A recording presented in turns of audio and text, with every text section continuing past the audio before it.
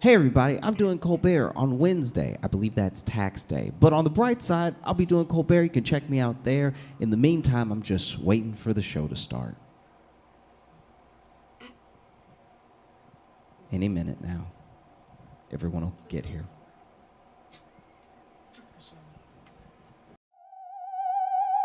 It's Josh Johnson in 3D! Ooh, I'm in 3D. Good popcorn. Yeah, the last 2 weeks. Things have been very bad. This is really bad. This is like, because look, it's usually not good, but this is worse. This is very bad. This is end of the movie bad. Like, this is usually when it gets this bad, credits start to roll. No, it's bad. But every once in a while, something happens. Even while things are bad, something happens that may not even be related. It's not like a glimmer of hope against something. It's just something completely independent of everything else. Something not even political, but it happens and it like brightens your day. You see it, and I won't say it's like a full distraction, but for a little while, it makes it feel like everything's not on fire, you know? When I saw Kristi Noem's husband, I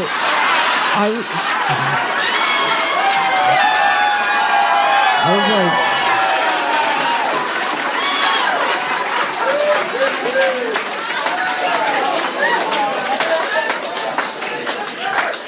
no, when I saw Kristi Noem's husband, I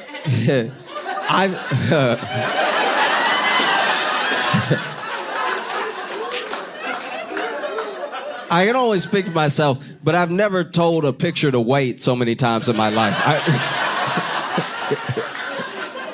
I saw a picture, I was like, wait.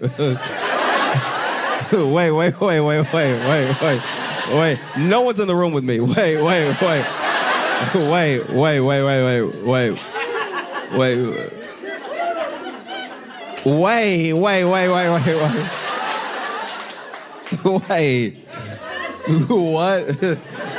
What? Huh.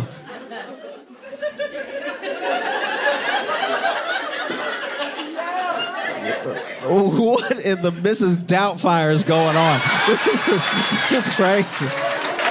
This is wild. Whoa. Wait. If you don't know Kristi Noem, Kristi Noem was the Secretary for Homeland Security, and she was she was an interesting pick. She was interesting the way that like a peanut butter pickle sandwich is interesting. Where you see someone with it and you're like, oh, don't do that.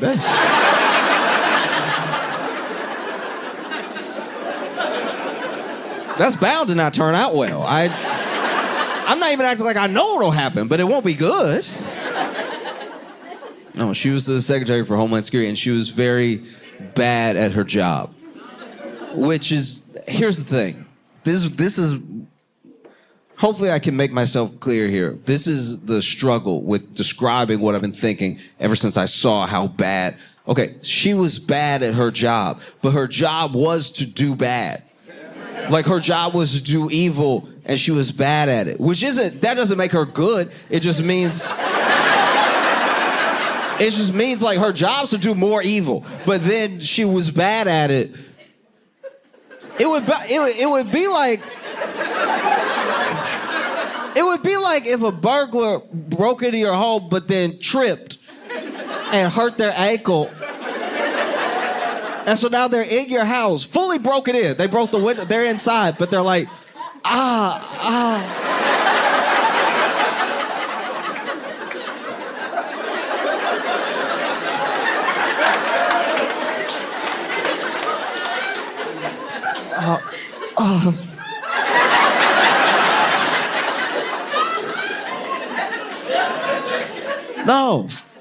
No, she's bad at doing the bad thing. She still did plenty of bad.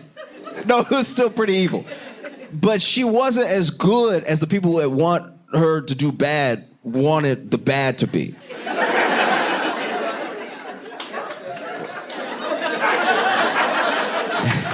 It would be like if you worked for the devil, right? And the devil's like, you gotta get out there and do as much evil as possible. And you were like, oh, can I go to the bathroom first? Like, you just... The evil, like, wasn't as much of a priority as it was for you than to just, like, do whatever it was you wanted to do, which is a lot of what she did, apparently. She did a lot of evil. But then some of the stuff she did was, like, not on evil's agenda at all. Like, even the evil was like, so when we gonna get to work?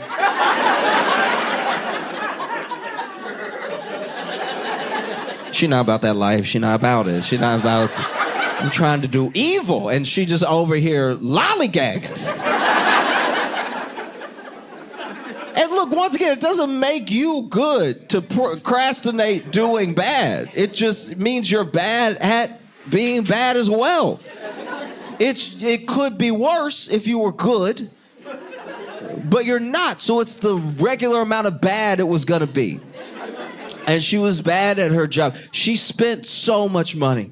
So much. So it was my money, your money, our money. It was the money that we give them. And she spent so much of that money on ads. She made herself the star of some ads for ice. Which is wild because we know about ice. They don't really need commercials. You know what I mean? It's like if somebody spent millions and millions of dollars on ads about wiping. We know. Words got out. Pretty wild stuff, yes. And so she spent all this money. We're talking thousands and thousands of dollars, where some people are even like, what was that part even for? You know, she gave contracts to people with businesses that I think were like 5 days old. That's that old school grifter. That's that. You out here giving government contracts. What do you know? I just started a company. What do you need done? I can't do it, but I'll figure it out for the right price. Oh, spent all this money on ads, then gets brought in front of Congress, and like, she's sitting there in front of Congress. They're asking her, like, "Hey, what are you doing?" And not just what are you doing, because you gotta remember, it's a wide variety of reasons that she got brought in. There are some people that see these ICE detention centers for what they are and what they quickly became. Instead of just detention centers, they're these new wave concentration camps that people are detained in. They don't know when they're going to get out. They're not getting court dates. They're living in inhumane conditions and everything. And then there were people that wanted to bring her in because they were like, how'd you spend $40,000 on miscellaneous? How does that happen? There were some people that were like, you're just not using the funds correctly to do the evil, and I want to ask you about it. And so they bring her up in front of Congress, asking her all these questions. And then they ask her about the money specifically. They're like, this is a lot of money. And you're using it in ways that just don't seem on the up and up. Wasteful at best. And she's like, well, the president told me to, like, I could... And I'll be honest with y'all. That's the first time that somebody has lied on Trump, and I believe Trump. Because...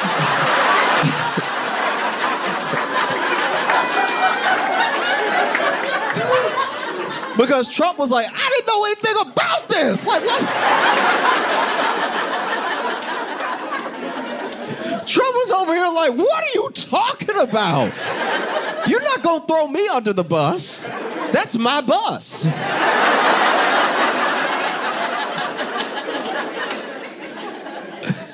Oh. And so she got fired. She got fired. And so, yeah, she's not at Homeland Security anymore. They basically were trying to cover up how, I guess, mad Trump was and the firing. So instead of calling it a firing, they moved her to a position that didn't exist 5 days ago. And now she's doing that. I think she's like Guardian of the Americas or something.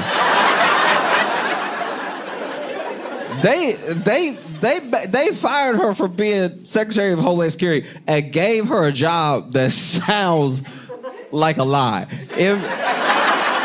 If we were at a party and you asked me what I did, I said, I'm Guardian of the Americas.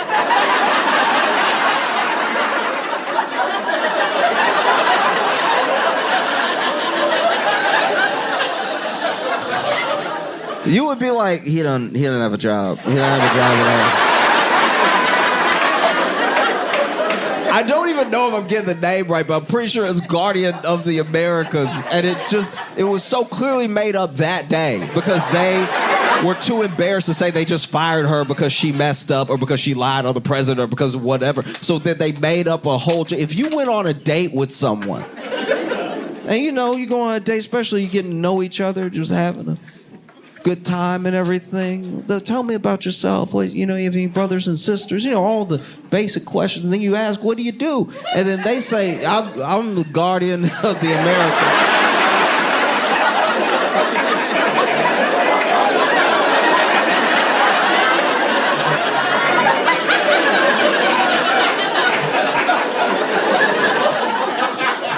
You would be like, oh, okay, all right. Well, we about to split this check. This is not happening. No. Guardian of the Americas.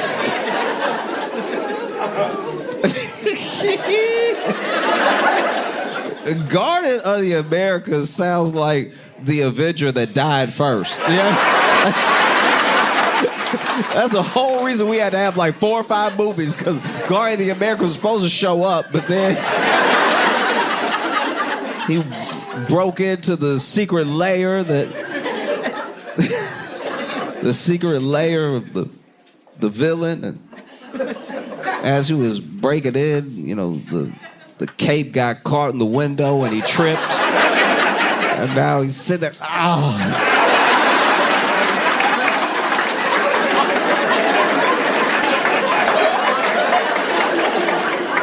Oh, y'all gonna have to shoot me.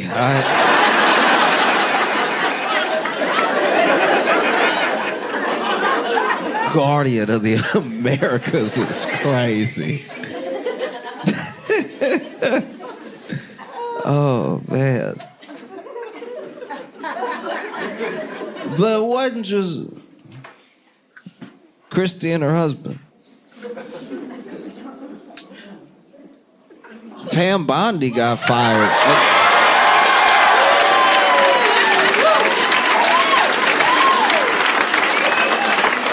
And once again, Pam Bondi was also bad at her job. But her job was to do evil. Like her job was bad. It was to be as bad as possible towards the direction of where the bad people wanted her to point justice. She would point it, and then she would put the people in prison that the bad people said were bad. And she wasn't good at it. Because she would go to court. She would take them to court and then be like, look, I already built a case against these bad people, and the case rock solid. All right, you about to go to jail. You got to go to jail, and I hope you love jail because you're about to get a lot of it. And then they would get to court, and a judge would be like, this doesn't make any sense. Like the thing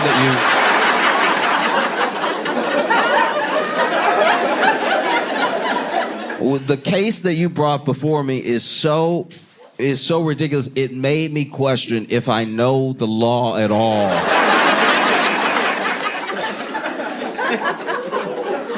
Like, was it a joke when you brought it? Like, is it... thought I was being pranked. I haven't seen a worse case in my life. They kept losing in court. Pam kept trying to prosecute the president's political enemies, and it just was not working because it just wasn't, there wasn't even good stuff. You know, it was like, well, I'm pretty sure there's an issue with, I'm pretty sure that there's an issue with. I don't think Letitia James filled out her paperwork right on her apartment. How about that? Oh, you about to go to jail. Oh, you catching jail right now, all right? Did you put a 1 when you really meant 7? Ooh, you going down.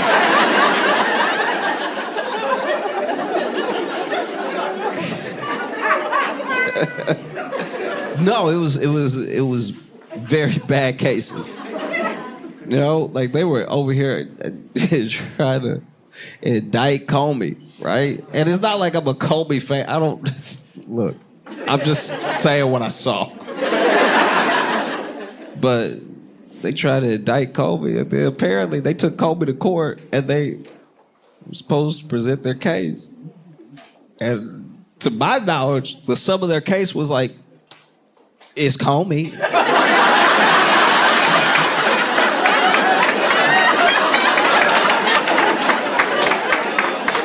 I mean, look at him. Doesn't he look like he did it? What are you accusing him of? Being Comey. We know he's doing that. No, it was very bad, and so Trump was obviously getting frustrated with Pam Bondi. And I will say, maybe this is just me, but Pam is one of the funniest names to scream when you're mad. Like it. You know what I mean? Like I can see. You know, you burn dinner, the Pam! Oh, you cooked it to death, Pam!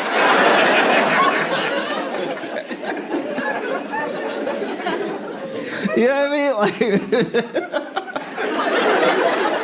Pam just sounds like... It's like when you yell that name angry, it just feels like the thing that is being yelled about is sometimes just not serious at all. Like Pam sound like... Someone screaming Pam just sounds like, Pam, your potluck roast poisoned everybody at church, Pam.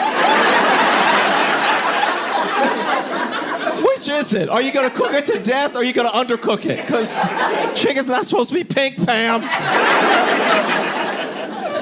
And you know that Trump was screaming Pam's name. Pam probably made him so mad so many different times. Look, as someone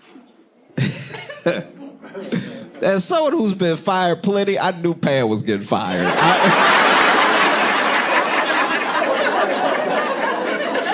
As someone who's been fired in my life, I was just watching Pam's moves and I was like, ooh, days are numbered. I would call out sick today, Pam. No, don't get me wrong. I've been fireable in my life, and I've just, saw a lot of my tactics on screen. Just the way she tried to cover her up, and ooh, it was bad. You know, because she was out here. Early on, there were some people that were like, this, Pam Bondi, this is going to be an effective extension of the president's agenda, you know? Because she even said herself a thing that normally attorney generals don't do, which is that she would be working closely with the president, and she is excited and honored to push forward his agenda. Now, normally, the president and the attorney general act like they've never been in a room together. You know, because they at least have to give the idea. They at least have to put it out there that maybe the attorney general, no matter who the president is being impartial. And Pam didn't do that at all. Pam Snitched on herself immediately. Like, anything he say is what I'm gonna do. It's up for all of y'all. Everybody going to court. Anybody here doesn't like, I don't like. We were all together.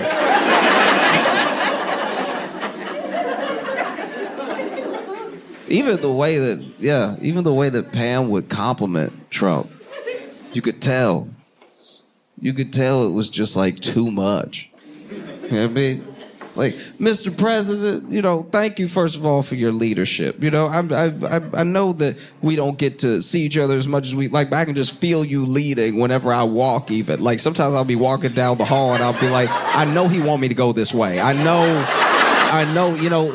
Sometimes someone will say take a left. I'll be like, I don't even know where that left came from. It came from you and your leadership, Mr. President. The fact that you exude so much leadership, I don't even know what to do next unless you tell me. Mr. President, thank you for that. And thank you also for being one of the greatest presidents ever with great shoulders. I don't care what the media says about you. You have a great posture, Mr. President. And your skin, too. Your skin is glowing, all right? A lot of haters out there are going to talk about your skin, but your skin, impeccable. Also, your hair, clearly not a weave. Not a weave at all. I love the fact that you have your flowing locks out for the American public because that's the type of president that you are. And you could see on his face, even Trump would be like, all right. You gotta chill. Oh, wow. People made fun of Trump for falling asleep at press conferences, but if you watch back, a lot of those naps were when Pam Bondi was talking.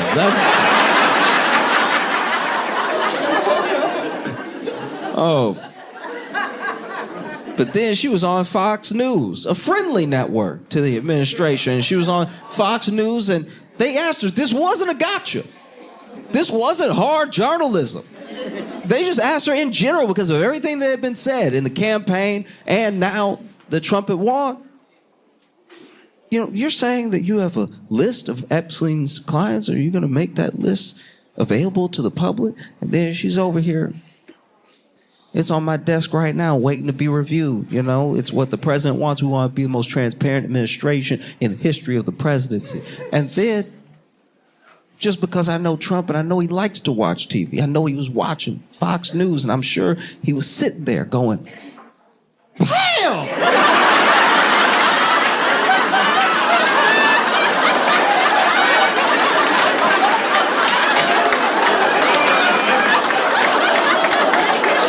What are you doing, Pam? What's wrong with you?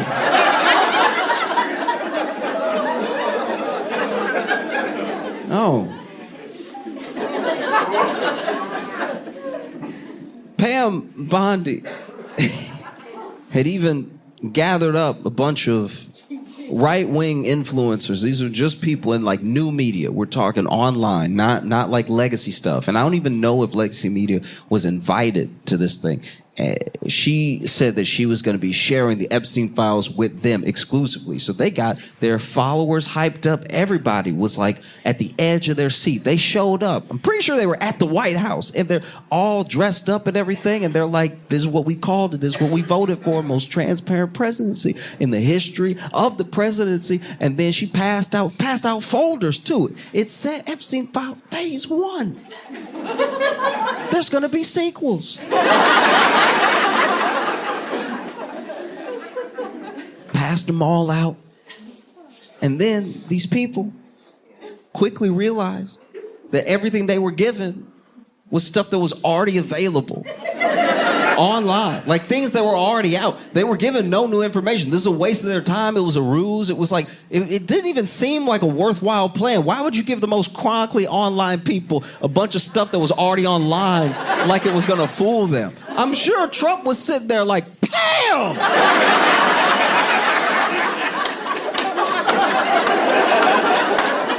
Why would you? Because this wasn't even good. Like, they quickly realized even some of the things that were redacted were only redacted for show, because online you'd see the full page, no problem. And so then these people got mad. They got mad at Pam, obviously, but then they also got mad at the president. They were like, what is this? Because this person works for you. They already said they do everything that you say, so this must be coming from you. I'm sure Trump was was furious, especially because of how bad of a job they did at releasing these folders to people. You got whole pages on there at the top say twitter.com. Like you just went ahead and printed the internet and handed it out like nobody was gonna notice.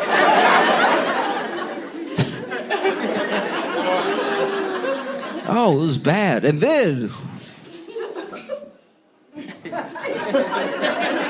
then this Epstein thing did not go away. It got bigger. More stuff came out. More stuff leaked. You know, Democrats were subpoenaing Epstein's estate, so then they were releasing things consistently, like little drips of new things, keeping the pressure up. It got to the point where Epstein wasn't a partisan issue anymore. Even Republican Congress people were like, well, we need to get to the bottom of this. I got calls about it all day. I got people claiming I'm not doing enough and everything. And so then they were like, we got to pass a law. We have to pass at least one. It's been a decade. Let's pass at least one law. We gotta try. I think we remember how.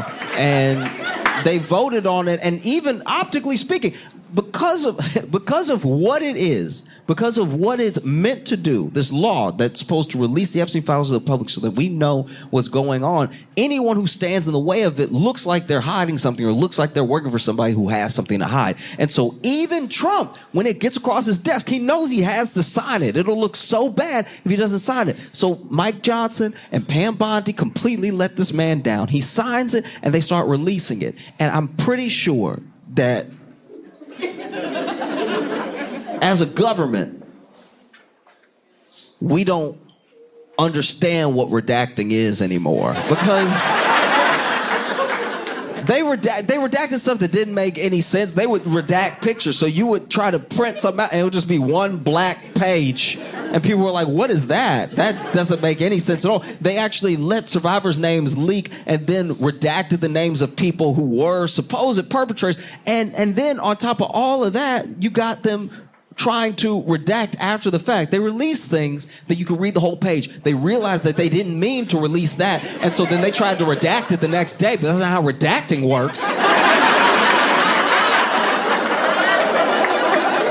I'm pretty sure when they were going over the files, they thought that they could redact them by just putting some black paint on the screen. Okay, it's good to print. Go ahead. So then Pam Bondi gets brought in front of Congress to testify so that they can be like, what is going on? What are you doing here? They bring her in front of there, and once again, when she's under oath, has to answer these questions. They ask her flat out, did you redact President Trump's name in order to shield him from relationships he might have with people who are in the Epstein files, or shield him from events that take place in the Epstein files that could incriminate him? And Pam, being a lawyer, knowing she's under oath, doesn't clearly want to answer because she goes, y'all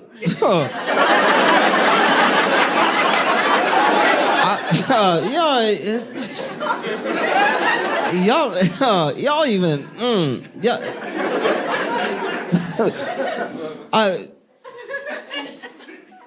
the Dow is up 50,000 points. Why isn't anybody talking about that? Like, y'all some haters. Y'all really are. Like, y'all hate when the Dow is up. Y'all want to bring up anything else but the Dow, you know? I wake up, I think about the Dow immediately. I wake up and I check it. Y'all over here, Epstein. The Dow. And because this is like a high stakes testify before Congress, I'm sure Trump was sitting there like, pow!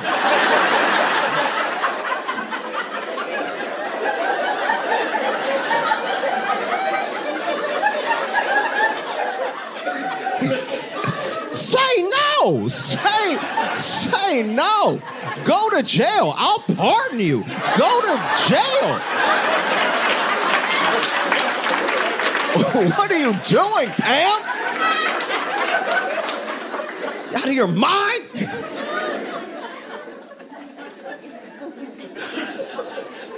No. This is rough out here. This is bad.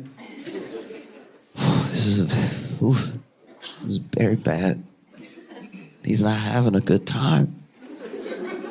And so Pam Bondi gets fired, which once again, is someone who's been fired. Whew, I saw it coming. I remember getting the notification. Here's how hard I knew Pam was gonna get fired. I saw the notification, and there's a thing amongst my friends and I where whenever we get fired, and we've all been telling each other stories that feel fireable, whenever we get the news that the person got fired, we call and we're like, whoo! They fired you today. That took longer than I expected.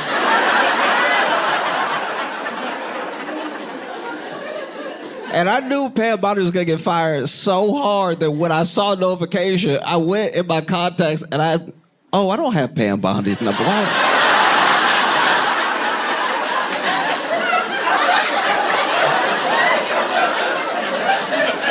Why would I? I guess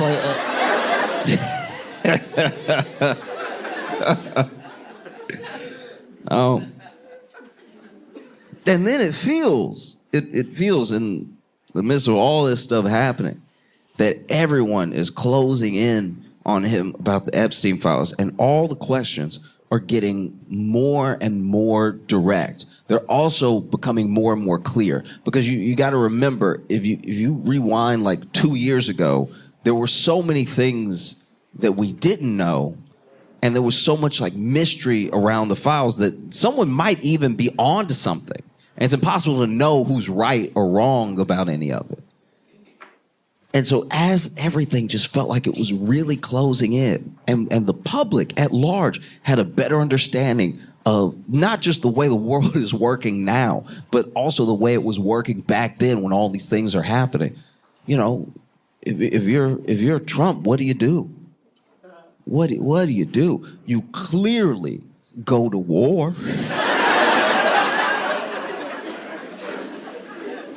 Here's the thing. I am not going to sit here and act like I know why we're at war, because Congress doesn't know why we're at war. But I have some hunches. I'm sure it has to do with all the reasons people ever go to war, like power and riches and everything. But I do think that there's a world where, even if incidental, this war is a distraction from the Epstein files.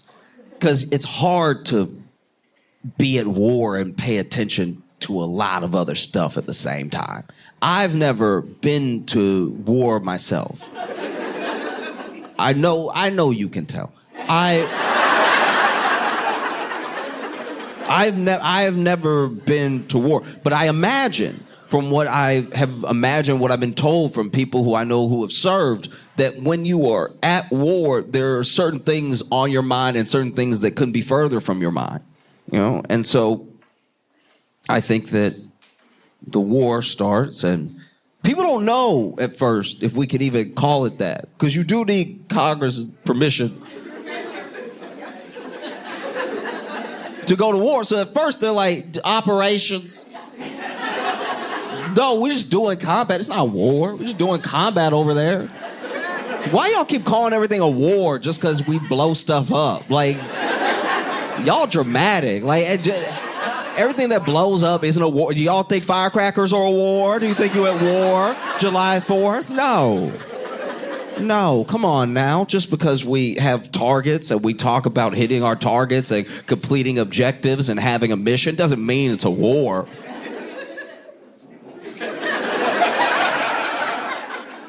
So you see all these people coming out, and this is, Trump's favorite pastime is making people that take up for him look dumb. Because then, after every congressperson possible says it's not a war and comes up with all of these creative words, Trump is like, we win in this war.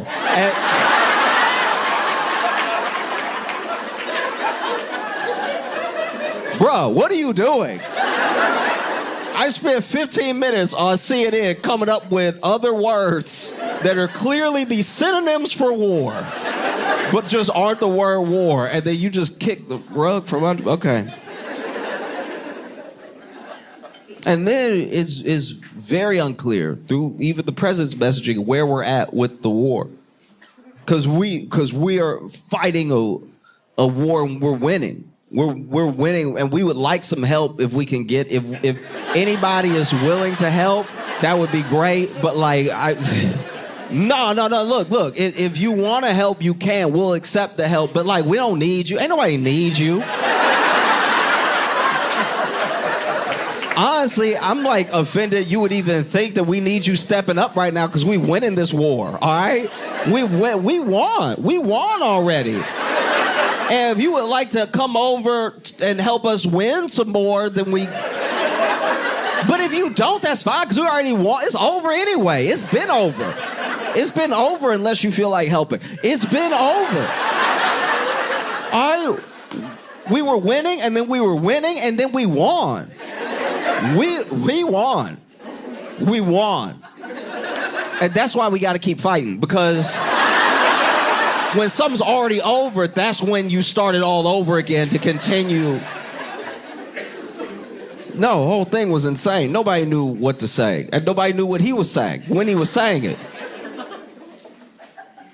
Whole time I'm just sitting there like, okay, I guess I've deduced from all of the walking like a war, talking like a war, quacking like a war, that it's a war. That we are at war, and that we don't seem to be doing as well as he would like us to believe. And I know that because I've known a divorced man before.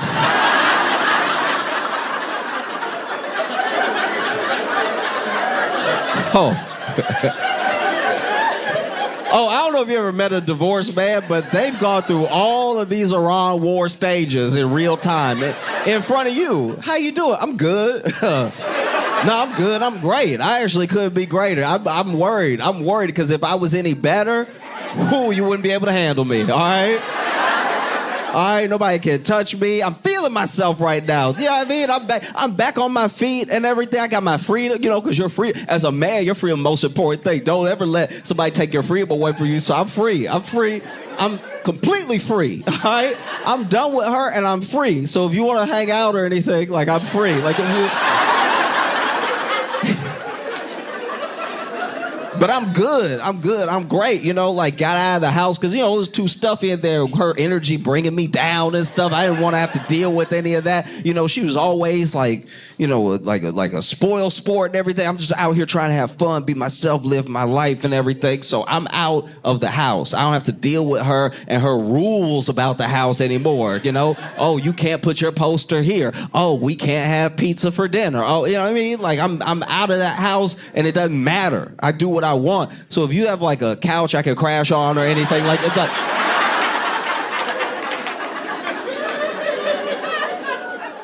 No, but I'm out here winning. I'm out here winning. I don't even know what she up to. Yeah, because I don't even think about her like that. I don't even think about her. I know you've been a good friend. You've been a good friend because I know you met us as a couple and you stayed friends with both of us and everything, but I appreciate you not, backtracking out of my life just because we're not together anymore. That's a real friend. Like, you can separate the relationship from the friendship that we have. I appreciate that because I don't even know. I got so much freedom now, and trying to get on my feet, find a place to stay and stuff. But and honestly, that's taking up most of my time. Like, I don't even think about her. I don't even think about her like that. Like, she's not on my mind at all, by the way. But does she mention me though? Like, does she mention me at all? When you talk to her, like, I'm not asking you to betray her trust. I'm just saying, like, is she over here crying or anything or like upset? I'll come back. You know what I mean? Like, you know what I mean? Like, no, I'll come back because we bought a king size bed, so it's just that's you can roll over. It's hard to roll over on a couch. You know what I mean? You roll over, you off, and so.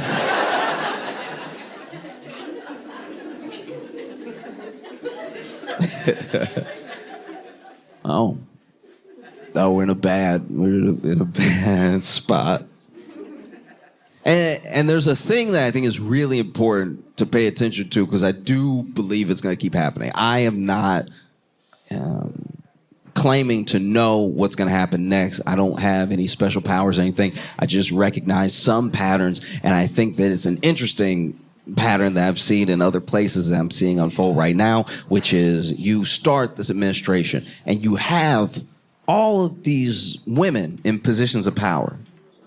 You know, you have Kristi Noem, Secretary of Homeland Security, you have Pam Bondi, Attorney General, you got Tulsi Gabbard in there, you've got, you know, Caroline Leavitt, you've got all these women around you, and it does feel like whatever the world at large, you know, needs a name, when they need a body, you drop one of them. You know, it's just,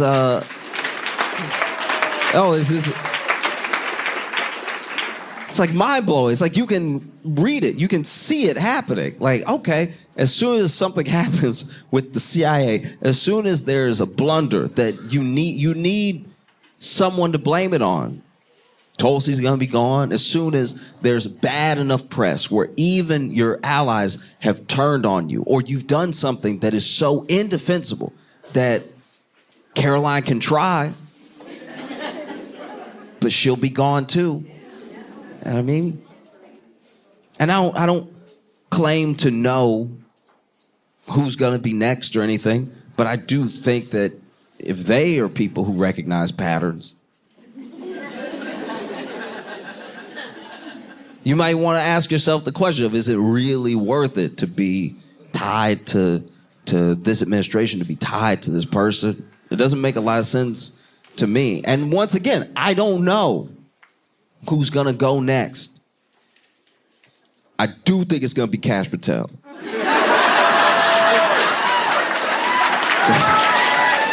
I do think it's going to be Kash. Okay, if you don't know who Kash Patel is, Kash Patel is director of the FBI. Don't feel bad if you don't know who Kash Patel is. I know a lot of people don't keep up with who the director of the FBI is. You know. And don't worry if you haven't seen Kash Patel, because he's seen you.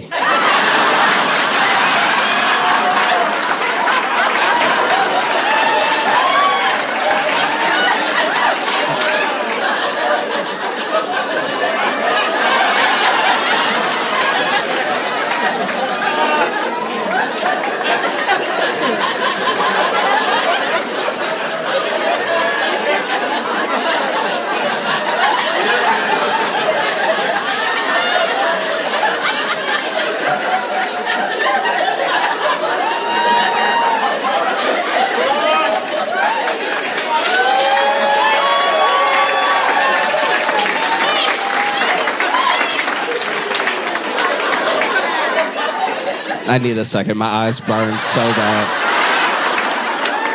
I do not know how Kash Patel does that all day.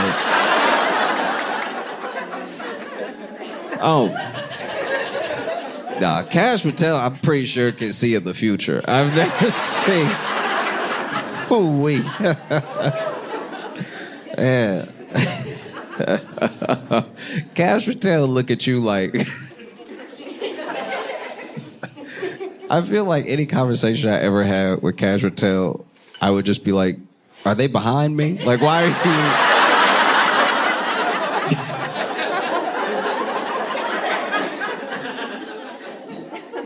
you... No, but Kash Patel's the director of the FBI and also not good at his job at all.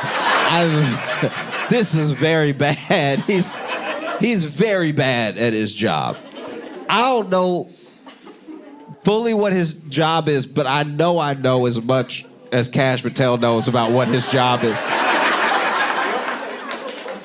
I feel like as director of the FBI, when he even does go into the office, he's just like, go over there. You stand there. That's directing, right?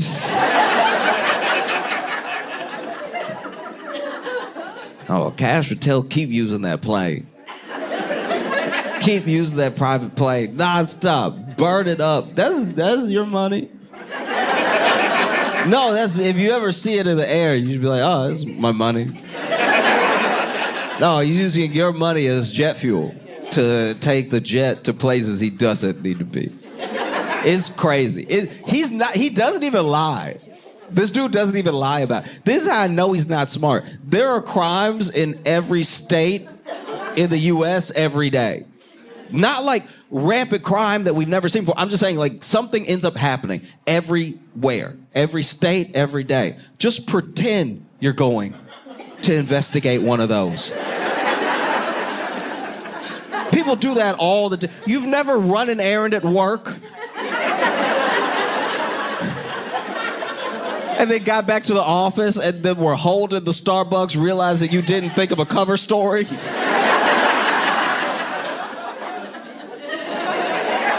Traffic was crazy. No, this dude, they'll ask a point blank, like, why'd you take the private jet? He's like, oh, yeah, my girlfriend had a recital. What? Oh. This dude took the jet to the Olympics. Pretty sure he took the jet to the Olympics. And I don't know what he was investigating. Went to the Olympics to hang out with the U.S. men's hockey team. Imagine you're the U.S. men's hockey team. You just won the Olympic gold in hockey in incredible fashion. Like, they will make a movie about this one day. Clutch goal, blocked a clutch goal. You over here feeling yourself. You're in the locker room. We did it! We did it! We did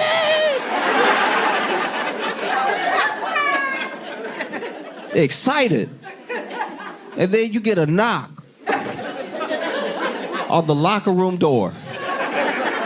Somebody come up and like, hey,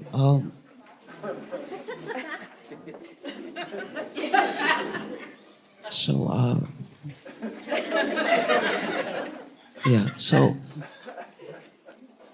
the FBI director is here.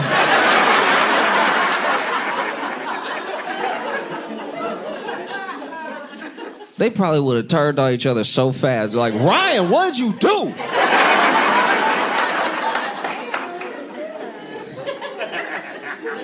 No, the FBI director, he says he wants to hang out.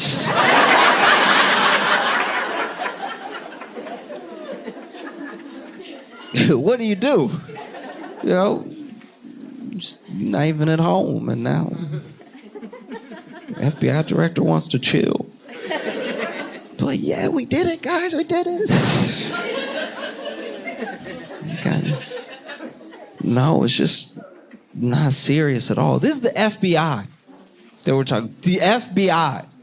That used to mean something. Do you know what I mean? The FBI. What a fall from...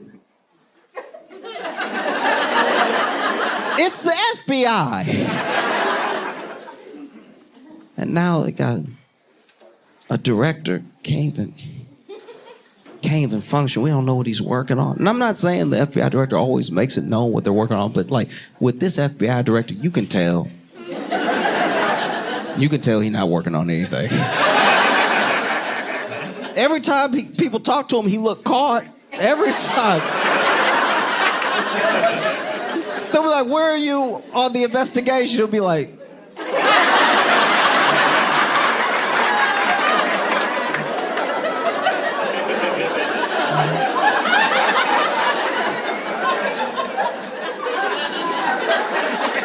I can't do it that long again.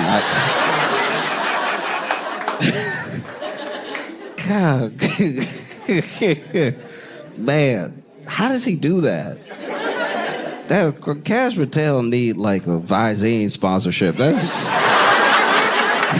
yeah, my eyes are hot right now. Oh. Oh, Cash Patel over here got hacked.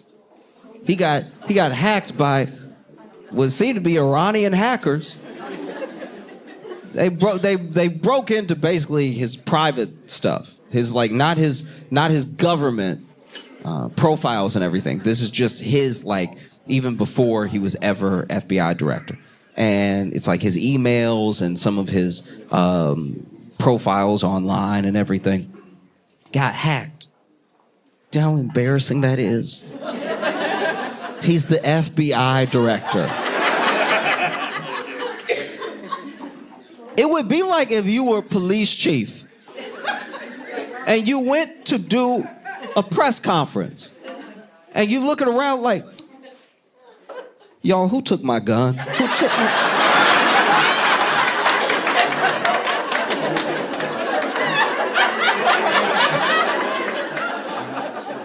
You're the FBI director. We got hacked. They broke into his private, accounts, and they were putting all his business online and everything. And it's crazy to watch. This is the FBI director, and it is wild to find out that he takes the same security precautions online that I do. Like I was literally finding out in real time. I'm like, oh, you're not supposed to do that? You're not supposed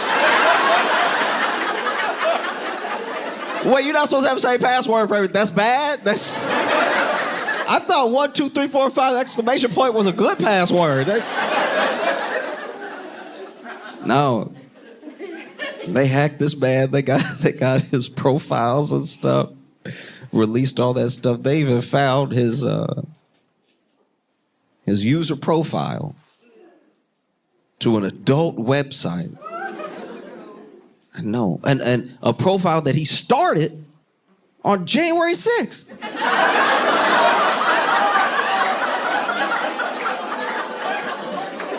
Not that January 6th. It was a totally different year. I had the same thing. Initially, I was like, huh? Oh.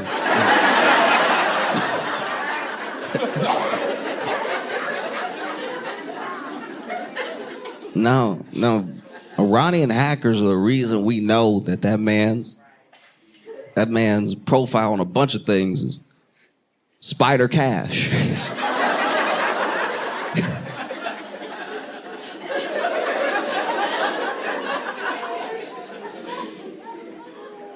Some of these details, I'm not gonna lie, almost made me feel bad for the Iranian hackers. Imagine you out here trying to hack the FBI director as a country that this country is at war with. These are high stakes. This is high profile stuff. You know, you hacking your little heart out. You hacking as much as possible. If this was the movie, you'd be over here.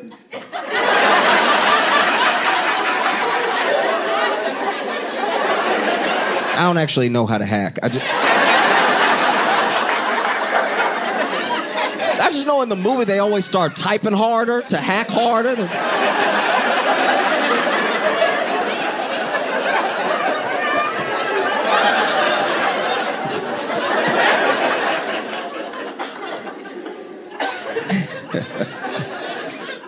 And then you in the middle of hacking the FBI director for the United States.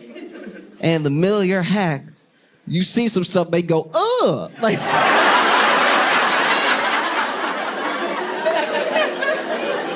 ugh, he a freak. I'm trying to have lunch.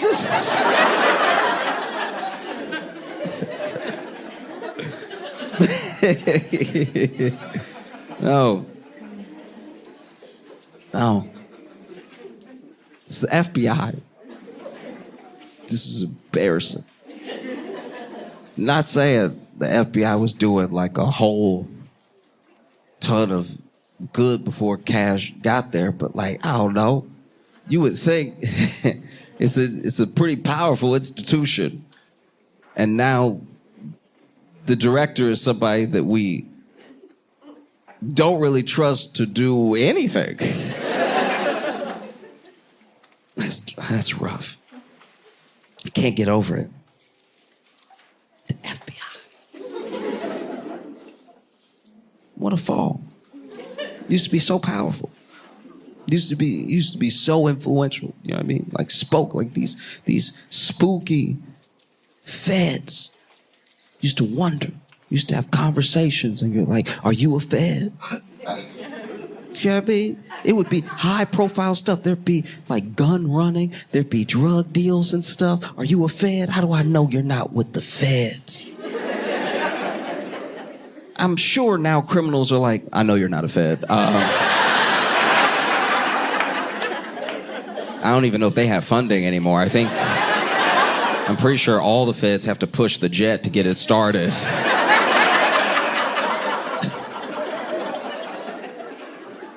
So then, you got Cash Patel out here somehow, still employed. And you have the idea, at least, that this war is, in part, a distraction from the Epstein files. But then, it's going so poorly. Out of nowhere, Melania holds a press conference.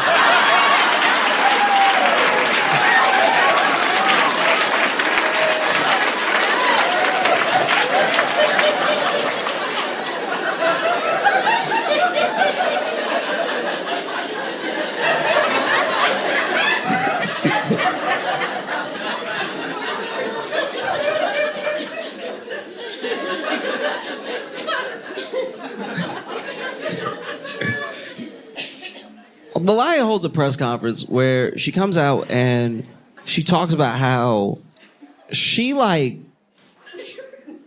doesn't even really know Epstein like that. Melania, who I want to be clear, nobody was talking to.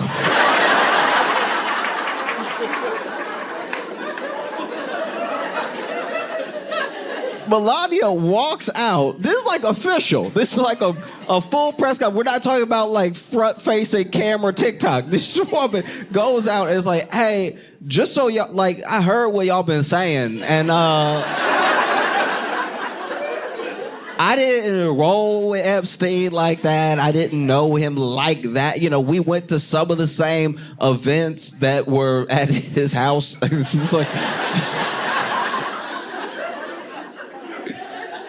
I don't know if she was at his house. It was a weird description. And then she's like, you know, there's out here, you know, people try to discredit me and my character off this Epstein stuff. And I'm like, once again, nobody was talking to you. Like, what?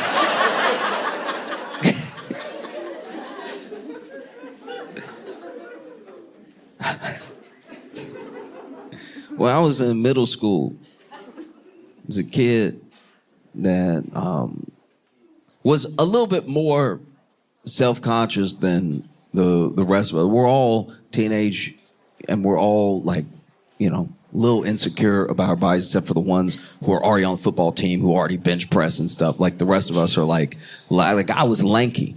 I wanted to dress out as fast as possible, and I hated the fact that we had to wear shorts. You know, people could see my knees, and my knee to shin ratio was upsetting. It was.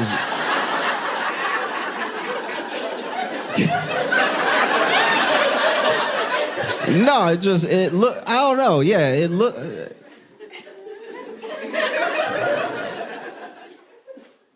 I looked like,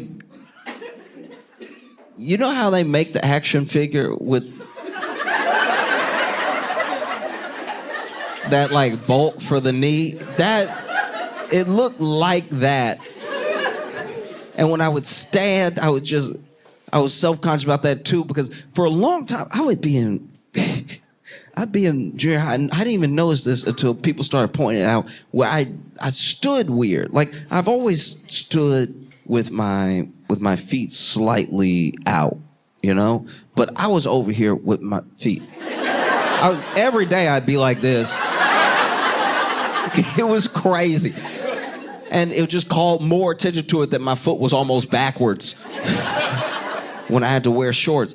And there was one kid came in the locker room one day. We had been dressing out for like 2 weeks now. because this is early in junior high. We're 7th grade. A bunch of us came from different, elementary schools where you had recess, but you didn't have like PE in this way. And so he had to dress out too, and he walked in the locker room ready to make an announcement. He had that announcement energy too. Just the way he walked in was a little like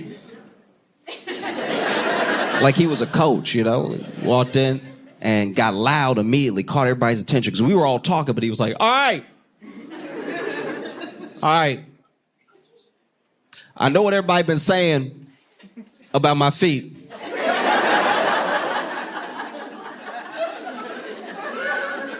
All right, I heard it. Just want y'all to know I heard it, and let's just, from now on, let it lie. They're my feet. I don't want to talk about it. And I don't know about anybody else in the locker room, but I turned to 2 other people. I was like, what's he talking about with his feet? Like, what's it? No, and we were all looking around like we could tell other people were confused. And so he made his announcement, and people kind of quietly went back to talking amongst themselves. But he had just walked in. He now needs to dress out for PE. So he got to take his shoes off. And I guess he wore different socks for PE because this kid took his shoes off, took his socks off. We're all watching. We're trying to act like we're not watching, like we're trying to talk amongst ourselves.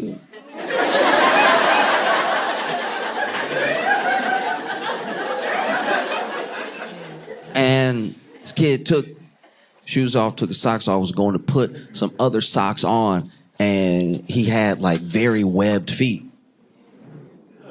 He had webbed, like it. A part of me understood why he made the announcement, because these were the feet of a duck, right?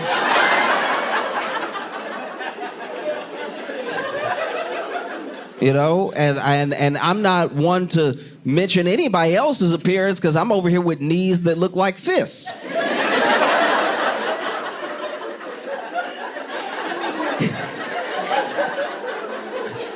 Yeah, I had the knees that were just, and then you go down to leg over here, like that wide, and then the knee is this wide. Didn't feel like it made sense.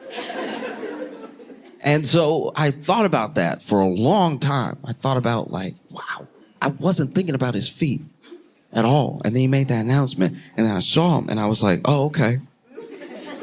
All right, those are unique feet. But I wouldn't have known if you hadn't said anything. Even if you had taken off your shoe, taken off your sock, and I saw your foot, I probably wouldn't have even clocked right away what the foot looked like. I don't think I would have remembered it. But now, 20 years later, I'm still like, that was a wild foot to have. Haven't seen anything like it since. That is. Okay.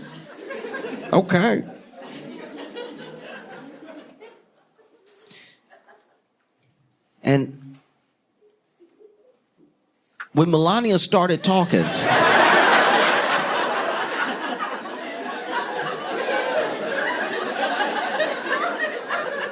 I was like, this is a very web feet story.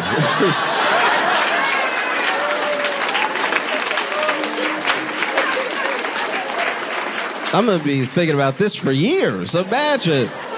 I understand trying to get ahead of something, but you never want to be so far ahead. Imagine if Paul Revere was like a day early. It's just like...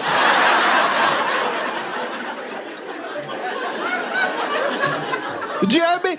Paul Revere got ahead of it at exactly the right time. The British are coming. I saw the light. They'll be here soon. Go ahead, get your rifle, get your gunpowder. This is serious. I'm going to keep going. I'm going to tell them that the British are coming. If Paul had rocked up the morning before the morning and been like, y'all,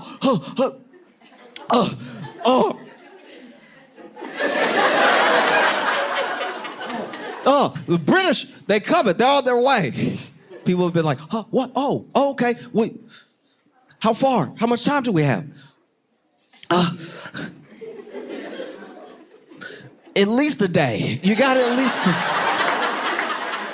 I came as quick as I could, but yeah. Make sure to not go to bed or be rested or anything. Just freak out till they get here.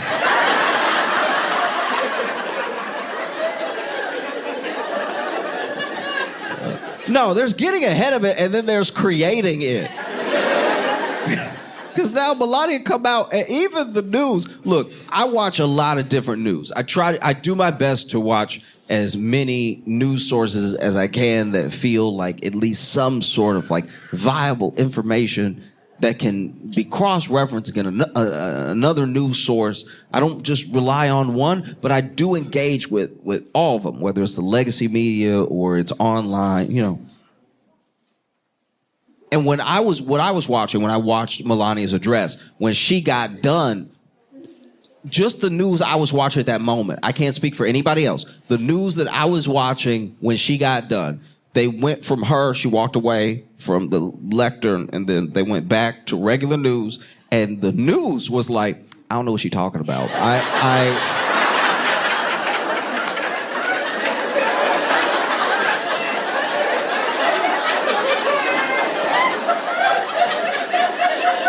It was the first time in a long time that I noticed it looked like the news felt bad. They were like, did I miss something? Because that's unprofessional of us if something happened and we were talking about and we didn't know. But like, we just went because they said they were doing the press conference, and now I guess we can guess what she might mean. Because like, even the address had a little too much mystery to it. You know, like apparently there's an email from Melania to Ghislaine Maxwell, but I found out about the email from the address, which made the email say, I don't know the contents of the email fully. And there's probably other emails we don't even know about. So maybe that's why we're getting ahead, because now there are other emails, or it makes people try to sniff out emails that weren't there before, people didn't know existed. But if you come out and you're addressing the nation, and you're like, look, people email, all right? That's not weird. Just know that, like, I emailed a few times, but, like, that was just say, hey. I only emailed because I didn't have their number, all right? Now you're making me ask questions I wasn't asking beforehand. And then there was even a part of me, genuinely, there was a part of me that thought that maybe the war in Iran is going so poorly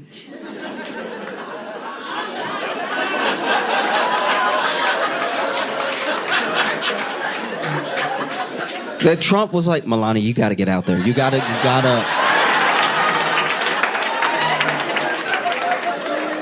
You have got to do me a solid here. Imagine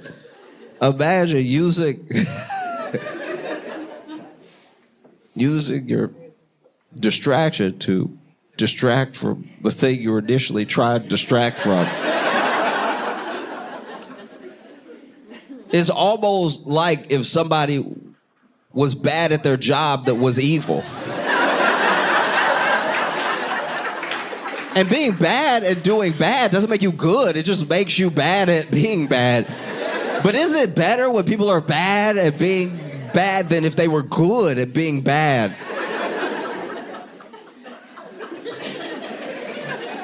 Or maybe it's all a disaster. Maybe it's all... Oh, Trump was over here going through it. He was actually going through it in a way where people who were normally, especially leading up to the election, sort of Trump allies, especially online, some of these people who have either supported the president for the long haul, the beginning of his run, all the way up until people that he sort of won over, they've had their differences, but they mostly support him. Those people started coming out against him specifically about this war. You know, we're out here talking about drafting kids for a war that we don't even understand, where there's no imminent threat. You know, and so people start coming out. Tucker Carlson comes out against the president because the president, he posted to his, it's kind of his Twitter. He had this Easter post. Oh, so you saw it, okay.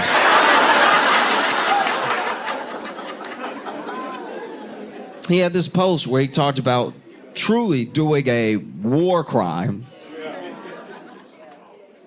And at one point, not only is he cursing, but at one point he's like, praise be to Allah.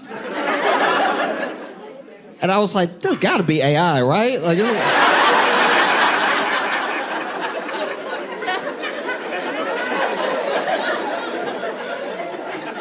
and then everyone was like, no, it's real. I was like, that also checks out, honestly. Like, that also makes a ton of sense if it's... But, Tucker Carlson came out against him and was slamming him hard in ways that made sense. And he did in that Tucker Carlson way. He did in that way that we're used to from him. He had his hair ready. No, he had that hair ready to dance. He's like... You're gonna mock? You're gonna mock their religion on Easter?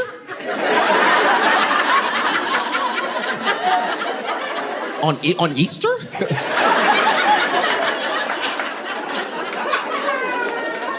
You don't mock religions. That's not your job. That's not your... You're the president. I would expect more from you. And then...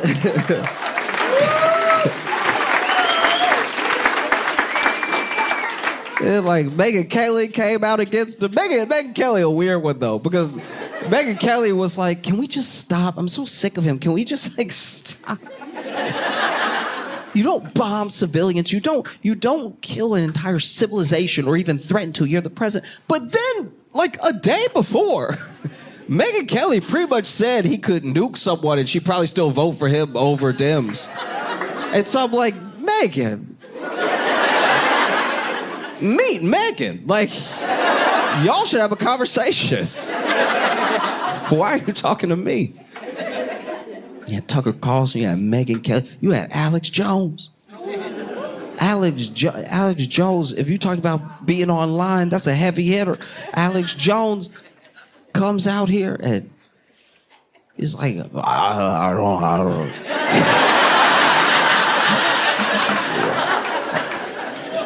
I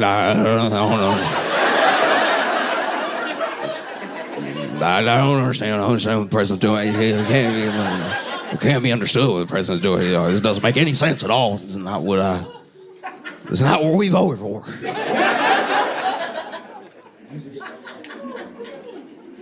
Candace Owens as well. Candace Owens was coming out against him. Wow. These are the right-wing Avengers.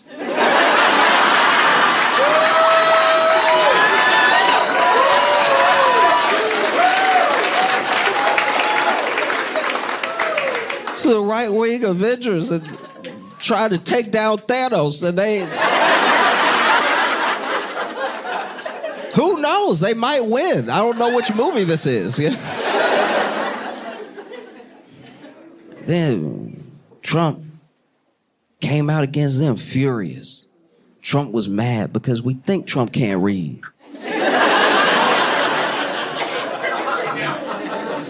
But he reads. He does read. It's just not books. But Trump reads what people say about him. And he also hears what people say about him. And he's a very fragile person. He's a very sensitive guy. So then when you come out against him like that, and not even about him specifically, they didn't attack his voice, his looks. They didn't call him stupid. They didn't do any of the things that I do.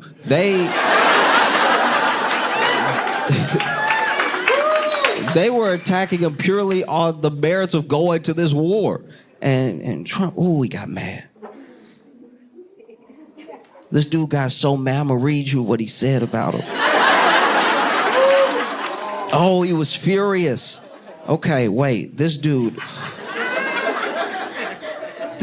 oh man, okay. He posted not a tweet. His site's called Truth Social, and so I guess these are called truths.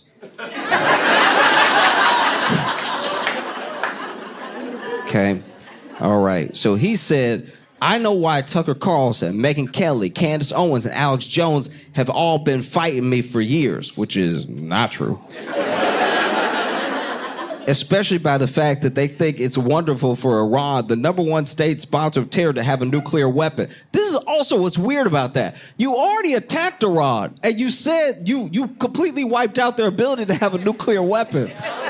So then when you attack them again so they can't have a nuclear weapon, when were you lying? Do you know what I mean? There's a certain point, come on, man. Watch your old tape, you know? Because they have one thing in common, low IQs. They're stupid people. They know it. Their families know it.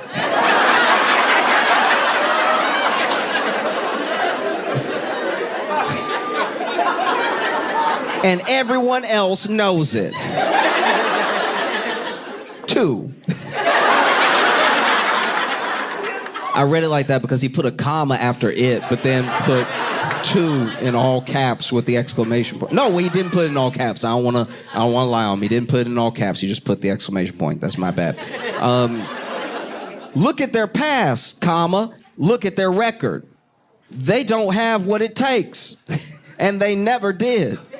They've all been thrown off television, lost their shows, and aren't even invited on TV because nobody cares about them. They're nut jobs, troublemakers, and will say anything necessary for some free, in quotes, and cheap publicity, which is...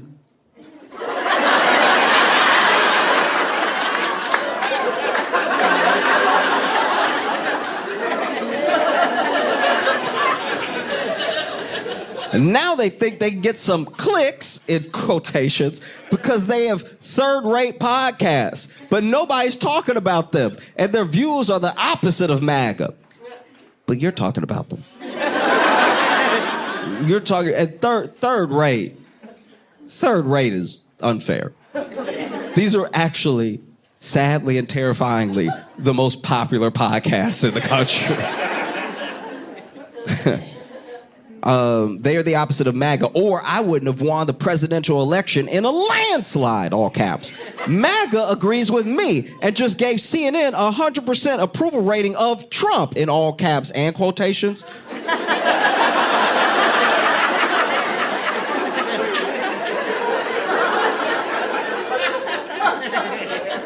He knows he's Trump, right? Like...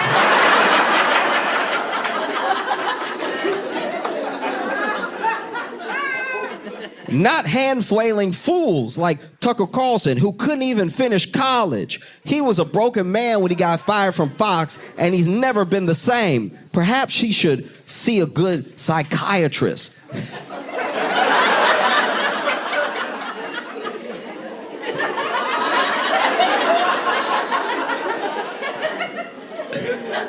It is funny for Trump to be like, you need help. Like that. That's very good. Or Megyn Kelly, who nastily asked me the now famous only Rosie O'Donnell question. Or crazy, in quotes, Candace Owens. Do you not think she's crazy then? If you put it in quotes, you're not... All right. Who accuses the highly respected First Lady of France of being a man when she is not, and will hopefully win lots of money in the ongoing lawsuit. Actually, to me, the First Lady of France is a far more beautiful woman than Candace. In fact, it's not even close. I like how he had an idea.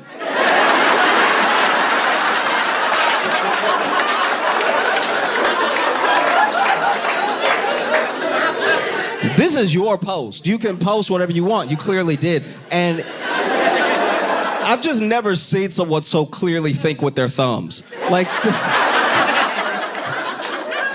he like backtracks. In fact, yeah, actually, I was right a couple words ago.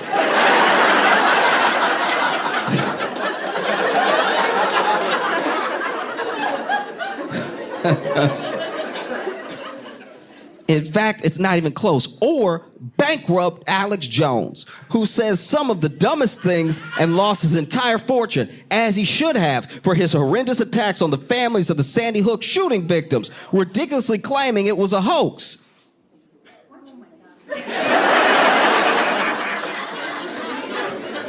These so-called pundits, in quotations, are losers in all caps, and they always will be, exclamation point. Now, fake news CNN, the failing New York Times, and all the other radical left news, in quotations, organizations are hailing, in quotations, them and giving them positive, in quotations. Does he not think this is happening?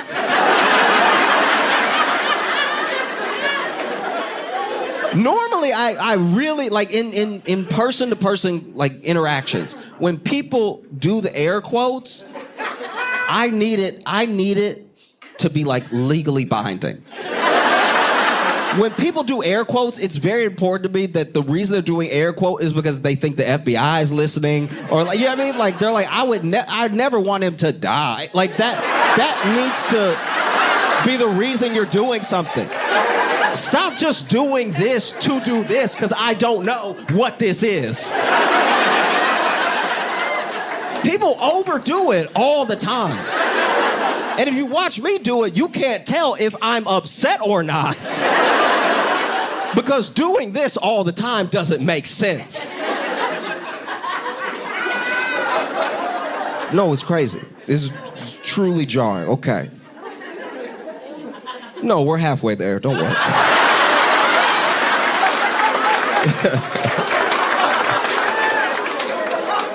No, I'm clearly joking.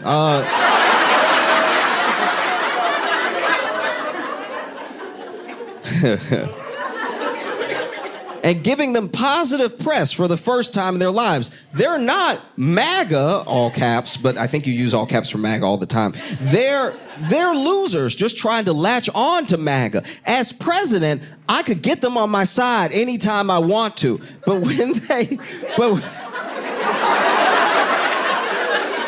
No, I'm fine, dog. I could win her back anytime I want to.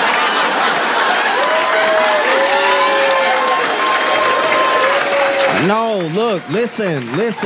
I like being divorced. I like when I fill out forms and they're like single, married, divorced. I like hitting that divorce. Something special about being divorced. I could win her back anytime I want to. I don't care if she moved on. I don't care if she moved on and has a baby with you.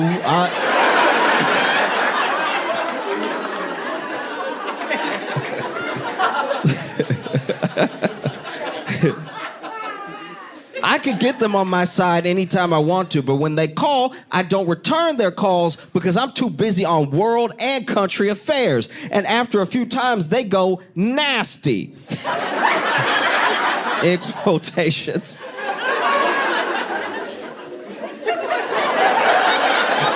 I actually gotta start using that in real life. I'm like, that's very funny to just walk around and be like, oh, he's nasty. And then when people are like, what are you doing? What is that? I'm like, oh, you know.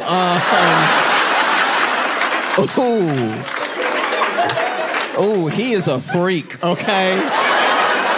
A very dirty individual. No, okay. All right. Guys, we're a quarter of the way there. It's fine. All right. They go nasty, just like Marjorie Trader Brown. I don't know who he's talking about. There's Marjorie Taylor Greene, who has been very upset that the president called her a traitor after she supported him so much it did make her look crazy. It made her look completely out of her mind, and that's aside from everything else. She told him after that Easter post that he did that he should get on his knees and beg forgiveness because you don't post stuff like that on Easter of all days. And I guess he called her Marjorie Brown. I honestly don't know who he's thinking about. I feel like maybe this is the only guess that I have. This isn't even a good guess. I feel like he called her Marjorie Brown because everyone involved in this thing is like a name, and then he was mixing up Candace and Marjorie, and so he was about to maybe address Candace again, and then he was talking to Marjorie, but he thinks with his thumbs, and so he said Brown because Candace is.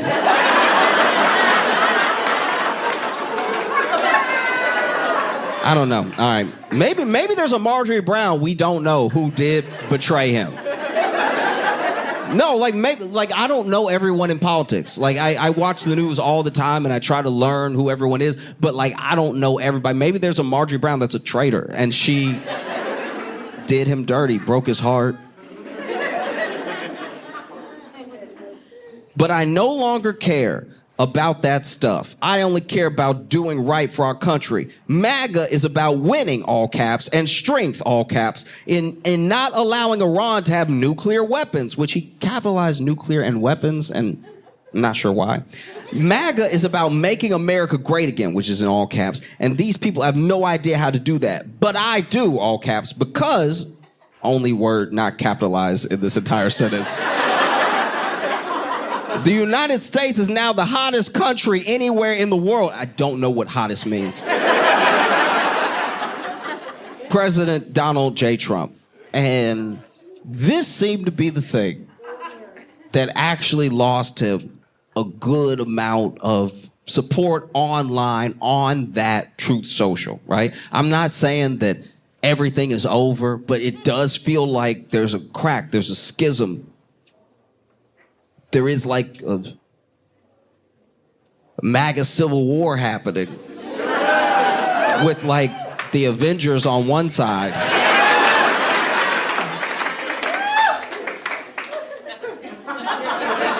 I know that mixes up movies, but you understand the general metaphor.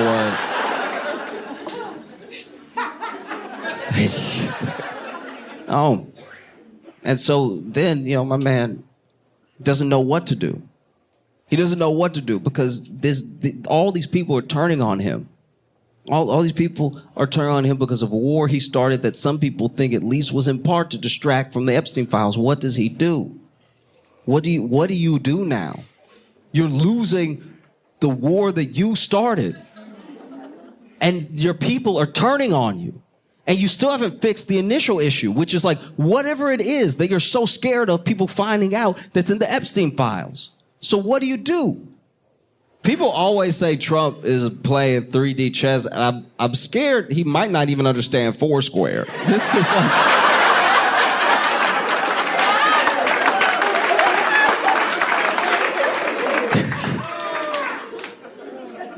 Because what do you do now? What do you do? The war is going terrible. People asking about the Epstein files. There's something that's clearly about to come out about Melania, apparently. I don't know. I don't know what that is. Like, I'm just praying that his answer isn't to just start another war. Or else I'll just be sitting here like y'all, watching the news like Kash Patel.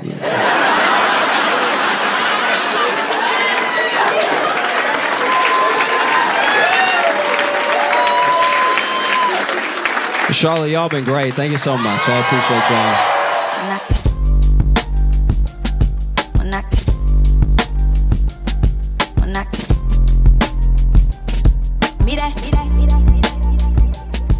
Mira.